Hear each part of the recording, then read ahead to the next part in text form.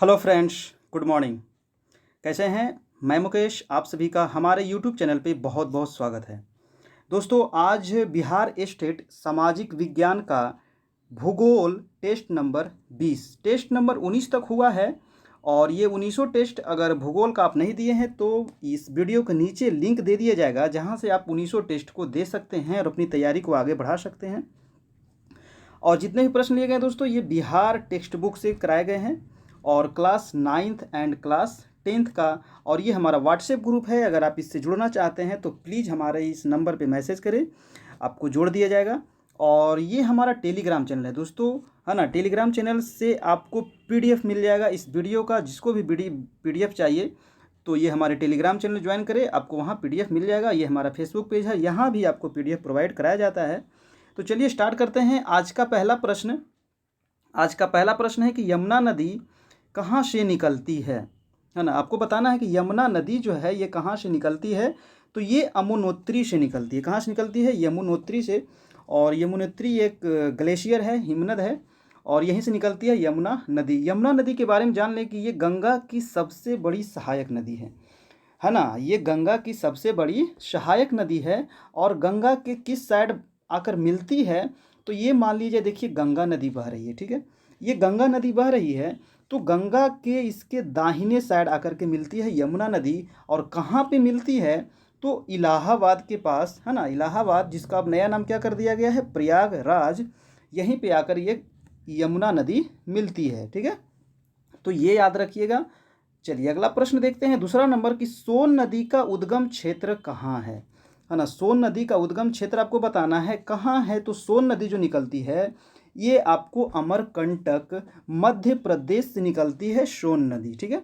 अमरकंटक कहाँ है? मध्य प्रदेश से। ये देखिए, मानते हैं मध्य प्रदेश है और यहाँ है अमरकंटक, यहाँ से निकलती है और ये बिहार आती है। और बिहार में ये फतुहा के पास गंगा नदी में मिल जाती है। तो इसका मुहाना कहाँ हो गया? गंगा नदी। और निकल रही है कहाँ से? अमरकंटक से, यानी उद्गम कहाँ हो गया? अमरकंटक, यानी मध्य प्रदेश। चलिए अगला प्रश्न है आपका, नेक्स्ट प्रश्न है थर्ड नंबर कि सोन नदी का मुहाना कहाँ है ना। सोन नदी का मुहाना कहाँ हो गया? तभी आपको बताया, फतुहा के पास, पटना में, बिहार, ठीक है। यही इसका मुहाना है। मुहाना का मतलब क्या होता है? यानी जो नदी जहाँ जाकर के अपनी पानी को गिराती है, मतलब लास्ट हो जाती है, तो उसको कहते हैं मुहाना, ठीक है। तो ये कहाँ पे? पटना में गंगा नदी में आकर के ये मिल जाती है, ठीक है। याद रखिएगा। अगला प्रश्न है आपका 4 नंबर की ब्रह्मपुत्र नदी का उद्गम क्षेत्र कहाँ है। अब बताना है कि ब्रह्मपुत्र नदी जो है इसका उद्गम कहाँ है। तो मानसरोवर झील। और ये मानसरोवर झील कहाँ है? तो तिब्बत में है। और यहीं से निकलती है ब्रह्मपुत्र नदी। और ये मानसरोवर से निकलने के बाद ये तिब्बत में बहती है। तिब्बत में इसको कहते हैं सांगपो, ठीक है। और ये तिब्बत में बहते बहते अरुणाचल प्रदेश से ये भारत में प्रवेश करती है, ठीक है। किस राज्य से भारत में प्रवेश करती है ये भी आपको बार बार पूछा जाता है। तो अरुणाचल प्रदेश से ये भारत में प्रवेश करती है और इसको तिब्बत में कहते हैं सांगपो। नेक्स्ट प्रश्न है आपका 5 नंबर। 5 प्रश्न है कि ब्रह्मपुत्र नदी को तिब्बत में किस नाम से जाना जाता है। तो ब्रह्मपुत्र नदी को तिब्बत में शांगपो कहते हैं। क्या कहते हैं? शांगपो। और ये क्वेश्चन, मतलब जितने भी प्रश्न है ना, सभी आपको बार बार एग्जाम में पूछे जाते हैं। तो ये सभी प्रश्न आपके लिए क्या है? बहुत ही इंपॉर्टेंट प्रश्न है दोस्तों। तो इसे सांगपो कहते हैं तिब्बत में, ठीक है। अगला प्रश्न है आपका 6 नंबर कि ब्रह्मपुत्र नदी को बांग्लादेश में किस नाम से जाना जाता है। तो बहुत बार एग्जाम में पूछा गया है कि ब्रह्मपुत्र नदी को बांग्लादेश में जमुना कहते हैं, ठीक है। और इसे असम में क्या कहते हैं? तो असम में कहा जाता है ब्रह्मपुत्र नदी। और देखिए, बांग्लादेश में तो इसको जमुना कहते हैं और गंगा को बांग्लादेश में क्या कहते हैं? तो पद्मा कहते हैं। और ये पद्मा नदी और जमुना नदी दोनों जब मिलती है और आगे बढ़ती है और ये जाकर के गिरती है कहाँ? बंगाल की खाड़ी में, तब इसको कौन सी नदी कहा जाता है? जब दोनों मिलती है और आगे बढ़ती है, इधर से आ रही है ब्रह्मपुत्र नदी, इधर से आ रही है गंगा नदी, यहाँ मिलती है बांग्लादेश में और जब आगे बढ़ती है तो इसे कहा जाता है मेघना नदी, है ना। ये बातें आप याद रखिए, मेघना कहते हैं। और फिर मेघना नदी जाकर के गिरती है बंगाल की खाड़ी में और ये बनाती है सुंदरवन का डेल्टा, जो दुनिया का सबसे बड़ा डेल्टा है। नेक्स्ट है आपका 7 नंबर प्रश्न। बांग्लादेश में गंगा और ब्रह्मपुत्र की संयुक्त धारा को किस नाम से जाना जाता है? तो बांग्लादेश में गंगा और ब्रह्मपुत्र की जो संयुक्त धारा है इसको क्या कहते हैं? मेघना कहते हैं, अभी आपको बताए, है ना। और ये नदी क्या बनाती है? फिर डेल्टा का निर्माण करती है, जिसे कौन सी डेल्टा कहते हैं? सुंदरवन का डेल्टा। और जो ये सुंदरवन का डेल्टा है ये दुनिया का सबसे बड़ा डेल्टा है, ठीक है। और इसमें सुंदरी वृक्ष के वजह से इसको कहा जाता है सुंदरवन का डेल्टा। नेक्स्ट प्रश्न देखते हैं आपका 8 नंबर प्रश्न कि सुंदरवन डेल्टा का निर्माण किन दो नदियों से हुई है? तो अभी आपको बताया गंगा प्लस ब्रह्मपुत्र नदी से मिलने से जब ये मेघना नदी बनती है और जाकर गिरती है बंगाल की खाड़ी में तो ये डेल्टा का निर्माण करती है। कौन दो प्रमुख नदी है? तो गंगा प्लस ब्रह्मपुत्र। चलिए अगला प्रश्न है आपका 9 नंबर कि सुंदरवन डेल्टा का नाम सुंदरवन क्यों पड़ा? तभी आपको बताए सुंदरी वृक्ष के कारण ही इसे सुंदरवन का डेल्टा कहा जाता है, ठीक है। नेक्स्ट प्रश्न है आपका 10 नंबर, सिंधु नदी एवं गंगा नदी का जल विभाजक का कार्य कौन करता है? अब देखिए सिंधु नदी और गंगा नदी, सिंधु नदी किधर कहाँ से निकलती है? मानसरोवर झील से। और ये जम्मू कश्मीर होते हुए कहाँ चली जाती है? पाकिस्तान में चली जाती है। और गंगा नदी कहाँ से निकलती है? गंगोत्री से। और ये उत्तराखंड, यूपी, बिहार, झारखंड, पश्चिम बंगाल होते हुए बांग्लादेश में चली जाती है। तो देखिए एक नदी इधर की ओर जा रही है और एक नदी इधर की ओर जा रही है। ऐसा क्यों हो रहा है? क्योंकि बीच में जरूर ही जो बीच का जो क्षेत्र है, जो बीच की भूमि है, ये क्या होगी? बीच का भूमि जो उच्च होगा, तभी तो एक नदियाँ इधर बह रही है और एक नदी इधर बह रही है। इसका रीज़न यही हो सकता है। तो बीच में उच्च भूमि जो है ये अरावली की उच्च भूमि के वजह से ये दोनों नदी बटा हुआ है, नहीं तो ये दोनों नदियाँ जरूर एक साइड बहती या फिर किसी और साइड बहती। तो ये बीच में अरावली पर्वत की उच्च भूमि होने की वजह से एक नदी पूर्व की ओर बह रही है, एक नदी पश्चिम की ओर बह रही है। नेक्स्ट प्रश्न है आपका 11 नंबर की अरावली से सुंदरवन तक की लंबाई कितनी है? अब अरावली से, अरावली नदी के बारे में मैंने आपको बताया था, है ना। अरावली पर्वत से, अरावली नदी नहीं है, अरावली पर्वत से लेके सुंदरवन तक, है ना। सुंदरवन जो है ये बंगाल की खाड़ी में है ना। सुंदरवन, सुंदरी वृक्ष का जो नाम पड़ा था सुंदरवन का डेल्टा, उस वहाँ सुंदरवन भी है। तो वहाँ तक की लंबाई आपको कितनी है? तो 1800 किलोमीटर। चलिए अगला प्रश्न है आपका 12 नंबर की ब्रह्मपुत्र नदी की लंबाई कितनी है? तो ब्रह्मपुत्र नदी कहाँ से निकलती थी? मानसरोवर झील से।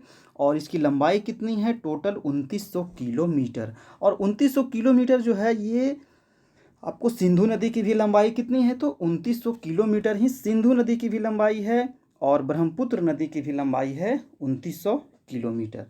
नेक्स्ट है आपका 13 नंबर प्रश्न कि ब्रह्मपुत्र नदी भारत में कहाँ से प्रवेश करती है? ठीक है, तो ब्रह्मपुत्र नदी जो भारत में प्रवेश करती है, अभी आपको बताया था दोस्तों, यहाँ नामचा बरवा एक शिखर है। कहाँ पे है? अरुणाचल प्रदेश के उत्तर में नामचा बरवा एक शिखर है और वहाँ से ऐसे ऐसे आते रहती है ब्रह्मपुत्र नदी, यानी जिसको तिब्बत में क्या कहते हैं? शांगपो नदी। तो यहाँ पे अरुणाचल प्रदेश के बाद नामचा बरवा शिखर से ये सीधा यू टर्न ले लेती है ना। यू आकार का मोड़ बना करके ये है आपका अरुणाचल प्रदेश में ये प्रवेश करती है, ठीक है। तो इसका आंसर हो गया यू आकार का मोड़ लेकर अरुणाचल प्रदेश में सबसे पहले भारत में ये प्रवेश करती है। चलिए अगला प्रश्न हम लोग देखते हैं 14 नंबर के, अरुणाचल प्रदेश में ब्रह्मपुत्र नदी को स्थानीय भाषा में क्या कहते हैं? अब जैसे ही ये अरुणाचल प्रदेश में ये ब्रह्मपुत्र नदी प्रवेश करती है तो इसे वहाँ कहा जाता है दिहांग। क्या कहते हैं? दिहांग। ये बहुत बार आपको एग्जाम में पूछा गया है तो याद रखिएगा। जैसे ही अरुणाचल प्रदेश में आती है तो इसको दिहांग कहते हैं। और उसके बाद जब ये बढ़ती है तो असम में इसको ब्रह्मपुत्र नदी कहा जाता है। तो असम में ब्रह्मपुत्र नदी की सहायक नदी कौन कौन सी है ये आपको बताना है। तो असम में जो इसकी सहायक नदी है वो बूढ़ी दिहांग है, दिसांग है, कपिली लोहित है, केनुला है। ये सब आकर के ब्रह्मपुत्र नदी में दक्षिण से, ये देखिए आपको ब्रह्मपुत्र नदी बह रही है, ठीक है। तो दक्षिण से ये सब नदियाँ, छोटी छोटी नदियाँ हैं और आकर के कहाँ मिल रही है? तो ब्रह्मपुत्र नदी में आकर के मिल रही है। यानी ब्रह्मपुत्र की ये बूढ़ी दिसांग, है ना, बूढ़ी दिहांग, दिशांग, लोहित, ये सब नदियाँ आकर ब्रह्मपुत्र मिलती है और ये इसकी सहायक नदी है। नेक्स्ट है आपका प्रश्न, ये तो हो गया ब्रह्मपुत्र में। अगला देखिए, तो दोस्तों अभी तक हमारे चैनल को आप सब्सक्राइब नहीं किए हैं तो प्लीज़ ज़रूर हमारे चैनल को सब्सक्राइब कर ले और ये हमारा टेलीग्राम चैनल है जहाँ से आपको PDF मिलता रहेगा दोस्तों, ठीक है। और जिन दोस्तों को PDF चाहिए तो हमारे टेलीग्राम को जरूर से जरूर ज्वाइन करें। ये हमारा फेसबुक पेज है, इसे जरूर लाइक करें और यहाँ भी आपको PDF दे दिया जाता है जहाँ से आप अपनी तैयारी को कर सकते हैं। और दोस्तों अगर वीडियो अच्छा लग रहा हो तो प्लीज़ एक लाइक ज़रूर करें अगर आपको हेल्पफुल लगता हो तो। चलिए अगला प्रश्न हम लोग देखते हैं। 16 नंबर प्रश्न है कि हिमालय से आकर ब्रह्मपुत्र में मिलने वाली कौन कौन सी नदी है। अब देखिए हिमालय से भी तो बहुत सारी नदियाँ निकलती है, अभी हम लोग देखे थे दक्षिण से आकर के मिलती है ना। अब देखना है कि हिमालय से आकर के ये ब्रह्मपुत्र नदी बह रही है असम में, तो हिमालय उत्तर में है तो उत्तर से आकर के इसमें कौन कौन सी नदियाँ आकर के बहती है। तो इसमें सुवनश्री बहुत बार एग्जाम में पूछा जाता है कि सुवनश्री किसकी सहायक नदी है। तो सुवनश्री जो है ये ब्रह्मपुत्र नदी की सहायक नदी है। सुवनश्री हो गया, कामेंग हो गया, धनश्री हो गया, मानस हो गया और तीस्ता हो गया।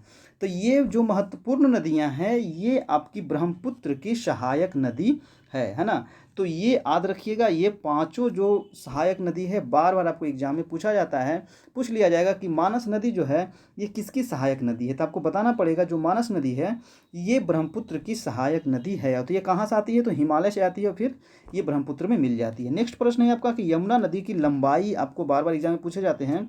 तो यमुना की जो लंबाई है ये 1375 किलोमीटर है। यमुना जो है गंगा की सबसे बड़ी सहायक नदी है। चलिए अगला प्रश्न है 18 नंबर प्रश्न है कि यमुना की प्रमुख सहायक नदी कौन कौन सी है। अब आपको बताना है कि यमुना की सहायक नदी कौन कौन सी है। तो यमुना की जो है सहायक है ये चंबल है, बेतवा है, केन है। ये तीनों महत्वपूर्ण नदियां हैं। ये एक सिंध नदी भी है, सिंध, चंबल, बेतवा, केन। तो ये चारों नदी को आपको याद रखना है। सिंध भी याद रखिएगा, सिंधु नहीं है, सिंध मैंने कहा, ठीक है ना। सिंधु और सिंध दोनों अलग अलग नदियां हैं। तो सिंध, चंबल, बेतवा, केन। और देखिए ये यमुना नदी बह रहा था तो यमुना नदी के दाहिने तट पर ये आकर के मिलती है, यानी यमुना की ये सहायक नदी है। दाहिने और बाएं ये दोनों आपको याद रखना है दोस्तों। अब नदियाँ इस ओर बह रही है ना, तो इसके दाहिना तो नीचे होगा ना और बायां क्या होगा, ऊपर से होगा। तो ये सब नदियाँ इसकी सहायक नदी है। अगला प्रश्न है आपका 19 नंबर 19 प्रश्न है कि घाघरा नदी का उद्गम क्षेत्र कहाँ है। तब घाघरा नदी जो निकलती है ये ट्रांस हिमालय से है ना, जो पार हिमालय, जो महान हिमालय वहाँ से निकलती है घाघरा नदी। और करनाली स्थित मापचा चंगो हिमनद से है ना, करनाली के पास स्थित है वो हिमालय क्षेत्र में मापचा चंगो एक हिमनद है, वहीं से निकलती है ये घाघरा नदी। और फिर ये उत्तर प्रदेश होते हुए ये बिहार में प्रवेश करती है। अगला प्रश्न देखते हैं आपका 20 नंबर की घाघरा नदी पर्वतीय क्षेत्र में किस नाम से जानी जाती है। जब ये निकलती है ट्रांस हिमालय से तो उस समय इसको किस नाम से जानी जाती है, तो ये करनाली नदी के नाम से जानी जाती है। घाघरा नदी को क्या कहते हैं, करनाली नदी। और देखिए 21 नंबर प्रश्न है कि घाघरा नदी को उत्तर प्रदेश में किस नाम से जाना जाता है। तो उत्तर प्रदेश में इसी नदी को सरयू नदी कहा जाता है दोस्तों। ये दोनों प्रश्न आपके बहुत इंपॉर्टेंट हैं। देखिए प्रश्न तो सभी महत्वपूर्ण है लेकिन कोई कोई प्रश्न ज़्यादा है जो आपको पूछने का एग्जाम में ज़्यादा चांस बनता है, ठीक है। तो इसका क्या हो जाएगा, सरयू नदी उत्तर प्रदेश में इसको कहते हैं। नेक्स्ट है आपका 22 कि कोसी नदी का उद्गम क्षेत्र अब आपको बताना है। जो बिहार का शोक है ना, कोसी नदी, इसका उद्गम क्षेत्र कहाँ है, तो महान हिमालय के गोसाई थान से है ना। कहाँ से निकलती है, महान हिमालय। हिमालय के बारे में आपको बताए थे कि हिमालय जो है 3 श्रेणियों में बटा हुआ है, महान हिमालय, मध्य हिमालय और शिवालिक हिमालय। तो ये महान हिमालय से निकलती है। महान हिमालय के गोसाई थान एक जगह है, वहीं से निकलती है। और ये बिहार में कहाँ प्रवेश करती है, तो सबसे पहले ये सुपौल है ना, सुपौल डिस्ट्रिक्ट है, वहाँ सबसे पहले ये कोसी नदी बिहार में प्रवेश करती है और फिर आकर के गंगा में ये मिल जाती है। तो ये था 22 नंबर प्रश्न। नेक्स्ट है आपका 23 प्रश्न, उद्गम स्थल के समीप कोसी नदी की मुख्य धारा क्या कहलाती है। उद्गम स्थल मतलब जहाँ से ये निकलती है, तो जहाँ से निकलती है इसे कहा जाता है अरुण नदी है ना। तो देखिए उद्गम स्थल के पास हर नदी का नाम अलग अलग होता है और फिर धीरे धीरे इसका नाम क्या होता है, दिन जैसे जैसे आगे बढ़ती है तो ये बदलते जाता है इसका नाम है ना। तो उद्गम स्थल के पास इसे क्या कहते हैं, अरुण नदी। और फिर जब ये बिहार में आती है तो इसको कहते हैं कोसी नदी। नेक्स्ट प्रश्न है आपका 24, कोसी की प्रमुख सहायक नदियाँ कौन कौन सी है? अब देखिए सहायक नदी हमेशा एग्जाम में पूछ लिया जाता है। तो कोसी जो नदी है ये ज़्यादा बड़ी नदी तो नहीं है, लेकिन इसकी भी बहुत सारी छोटी-छोटी सहायक नदियाँ हैं जो आपको ध्यान में रखना है, जो बुक में दिया गया है, क्योंकि अगर बुक में दिया है तो आपको एग्जाम में पूछ सकता है। तो इसीलिए मिचाली नदियाँ, भोटिया नदियाँ, सप्तकोसी नदी, तांबा नदी, लिखू नदी, दुग्ध नदी तथा तंबूर प्रमुख नदियाँ हैं। तो ये सब नदियाँ कोसी की प्रमुख सहायक नदी है। अब अगला प्रश्न है 25 नंबर। दोस्तों ये वीडियो अगर आपको अच्छा लग रहा हो तो प्लीज़ दोस्तों एक लाइक ज़रूर कीजिएगा, है ना। और अभी तक हमारे चैनल को सब्सक्राइब नहीं किए हैं तो प्लीज़ ज़रूर से ज़रूर सब्सक्राइब कर लें, क्योंकि यहाँ पे आपको बिहार स्टेट की पूरी तैयारी कराई जा रही है ना। आपका सोशल साइंस का जो भी सब्जेक्ट है, हिस्ट्री, ज्योग्राफी, पॉलिटी, इकोनॉमिक्स, वो सभी सब्जेक्ट आपको बुक से पढ़ाया जा रहा है। ये मैंने नोट्स खुद बनाया है, तो आपको यहाँ पूरी तैयारी कराई जाएगी। इसीलिए आप इस चैनल से ज़रूर जुड़े, लाइक करें, सब्सक्राइब करें और दोस्तों के साथ शेयर ज़रूर करना। चलिए तो 25 नंबर प्रश्न है कि कोसी नदी गंगा में कहाँ पर मिलती है? अब देखिए बताना है कि कोसी नदी जो है ये गंगा में आकर के मिलती है, यानी गंगा इसका क्या बन जाता है, मुहाना बन जाता है गंगा नदी।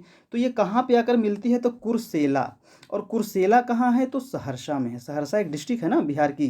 तो कुर्सेला के पास आकर कोसी नदी गंगा में मिल जाती है। नेक्स्ट प्रश्न है आपका 26 की कोसी नदी की लंबाई कितनी है? तो ये देखिए ज़्यादा लंबी तो नहीं है, 230 किलोमीटर इसकी लंबाई है। नेक्स्ट है आपका 27 कि गंगा द्वारा लाई गई नवीन जलोढ़ से निर्मित बाढ़ के मैदान को किस नाम से जाना जाता है? ये देखिए आपका कंसेप्चुअल क्वेश्चन हो गया। अब देखिए गंगा नदी जो बाढ़ के समय में बहुत सारे उसमें पानी आते, बहुत बाढ़ आता है, तो क्या होता है कि बाढ़ के समय पूरे खेत में क्या होता है, पानी उसका बिखर जाता है और उसमें बहुत सारे पोषक तत्व घुले हुए रहते हैं। और फिर वो क्या हो जाते हैं, पानी जब वहाँ से बाढ़ खत्म हो जाता है तो जो बाढ़ में जो मिट्टी था, है ना, बाढ़ में जो पोषक तत्व था वो खेत में क्या होता है, बिछ जाता है और इससे वो खेत क्या हो जाता है, उपजाऊ हो जाता है। ठीक है, तो बाढ़ के मैदान को किस नाम से जाना जाता है? तो टाल क्षेत्र के नाम से जाना जाता है। ठीक है, तो ये याद रखिएगा, ये क्वेश्चन आपको बहुत बार एग्जाम में पूछे गए हैं बिहार के एग्जाम में। तो ये जरूर याद रखिएगा कि गंगा द्वारा जो लाई नवीन जलोढ़ मिट्टी है और उससे जो मैदान का निर्माण होता है उसे कहते हैं टाल क्षेत्र। नेक्स्ट प्रश्न है आपका 28 कि बिहार का शोक किस नदी को कहा जाता है? तो ये आपका बहुत इंपॉर्टेंट प्रश्न है और ये आपको पता भी होगा कि कोसी नदी को बिहार का शोक कहा जाता है। आखिर बिहार का शोक क्यों कहते हैं? कि कोसी नदी जो है ये हर साल इसमें तबाही होता है, मतलब हर साल इसमें इतनी अधिक पानी आ जाती है ना, क्योंकि नेपाल से होकर ये आती है और नेपाल ऊंचाई पे स्थित है और ऊंचाई से कोई भी नदियाँ आएगी तो तीव्रगामी होगी और उसकी वजह से बिहार में बहुत अधिक बाढ़ आने की वजह से क्या होता है, यहाँ जानमाल की बहुत काफ़ी क्षति होती है। और इसे मार्ग बदलने वाली नदी भी कहा जाता है कोसी नदी को, क्योंकि ये अभी इधर से बह रही है और कुछ देर के बाद इसका लाइन क्या हो जाता है, उधर हो जाता है, फिर कुछ देर के बाद इधर हो जाता है, इसीलिए ये ज़्यादा क्षति पहुँचाती है। यानी मार्ग अपने परिवर्तन करने के लिए जानी जाती है कोसी नदी, इसीलिए कहते हैं बिहार का शोक। नेक्स्ट प्रश्न है, और देखिए शोक आया तो अब बंगाल का शोक किसे कहा जाता है? तो बंगाल का शोक कहते हैं दोस्तों दामोदर नदी को। किसे कहते हैं? दामोदर नदी को कहा जाता है बंगाल का शोक। अब उड़ीसा का शोक किसे कहते हैं? तो उड़ीसा में कौन सी नदी बहती है? महानदी। तो महानदी को कहा जाता है उड़ीसा का शोक। ठीक है, और वो क्वेश्चन पूछ सकता है आपको कि असम का शोक किसे कहते हैं? तो ब्रह्मपुत्र नदी को कहा जाता है असम का शोक। अब देखिए चीन का शोक आपको बार बार एग्जाम में पूछा जाता है, तो चीन का शोक कहते हैं हवांगहो नदी। तो ये सब सही शोक वाला नदी जो जो जहाँ बहती है और वहाँ काफ़ी क्षति पहुँचाती है, इसीलिए उसका नाम पड़ जाता है वहाँ की शोक नदी। तो ये याद रखिएगा। नेक्स्ट प्रश्न है आपका 29 नंबर प्रश्न, नर्मदा नदी का उद्गम स्थल कहाँ है? अब बताना है नर्मदा नदी। नर्मदा नदी भी जो है ये अमरकंटक से ही निकलती है। देखिए अमरकंटक से सोन नदी निकली और सोन नदी उत्तर की ओर चली गई, यहाँ मानते हैं अमरकंटक है। और जो नर्मदा नदी है ये पश्चिम की ओर चली जाती है, ये तो चली जाती है उत्तर की ओर और नर्मदा नदी आ जाती है वेस्ट की ओर यानी पश्चिम की ओर। ठीक है, तो ये भी कहाँ से निकलती है? मध्य प्रदेश अमरकंटक से निकलती है और फिर आकर के इसका मुहाना कहाँ होता है दोस्तों? तो ये खंभात की खाड़ी यानी अरब सागर में जाकर के गिर जाती है। तो ये दोनों याद रखिएगा, इसका उद्गम और मुहाना नर्मदा नदी का। नेक्स्ट प्रश्न है आपका 30 नंबर प्रश्न और आज का लास्ट प्रश्न, नर्मदा नदी का मुहाना क्षेत्र कहाँ है? तभी आपको बताया खंभात की खाड़ी, और खंभात की खाड़ी जो है वहीं पे है भड़ोच, और भड़ोच क्या है गुजरात में। तो भड़ोच के निकट ये खंभात की खाड़ी में आकर गिर जाती है। कहीं कभी कभी ऑप्शन में आपको अरब सागर भी मिलेगा, तो आप कंफ्यूज नहीं कीजिएगा, अरब सागर रहे या फिर खंभात की खाड़ी रहे, दोनों भी सही है। तो ठीक है दोस्तों, आपको ये वीडियो कैसा लगा प्लीज़ ज़रूर से ज़रूर बताइएगा, और नीचे कमेंट जरूर कीजिएगा आपको कैसा लगा। और तो ये टेस्ट नंबर 20 था, और आज टेस्ट 20 ख़त्म हो गया। कल होगा टेस्ट नंबर 21, और कल आपको इकोनॉमिक्स का भी टेस्ट कराया जाएगा। तो ज़रूर से ज़रूर आप लोग हमारे चैनल को सब्सक्राइब करें और अपने दोस्तों के साथ शेयर ज़रूर करें दोस्तों। और जिनको भी पीडीएफ चाहिए तो ये टेलीग्राम चैनल है, यहाँ से ज़रूर आप ज्वाइन करें टेलीग्राम, और आपको पीडीएफ मिल जाएगा। ये हमारा फेसबुक पेज है, और यहाँ से भी आपको पीडीएफ मिल सकता है। तो फेसबुक पेज लाइक करें, टेलीग्राम ज्वाइन करें, दोनों जगह आपको पीडीएफ प्रोवाइड कराया जाता है। तो ठीक है दोस्तों, ये हमारा यूट्यूब चैनल है करियर पॉइंट। तो प्लीज़ ज़रूर से ज़रूर इसे लाइक करें और बेल आइकन जरूर प्रेस करें ताकि आपको नेक्स्ट वीडियो मिलता रहे। तो ठीक है, कल मिलते हैं, तब तक के लिए आप लोग ये नंबर दिया गया है, अगर किसी प्रकार का प्रॉब्लम हो तो इस नंबर पे आप व्हाट्सएप कर सकते हैं, और ग्रुप भी है, अगर आप जुड़ना चाहते हैं तो आप जुड़ भी सकते हैं। तो ठीक है, कल मिलते हैं फिर। जय हिंद, जय भारत।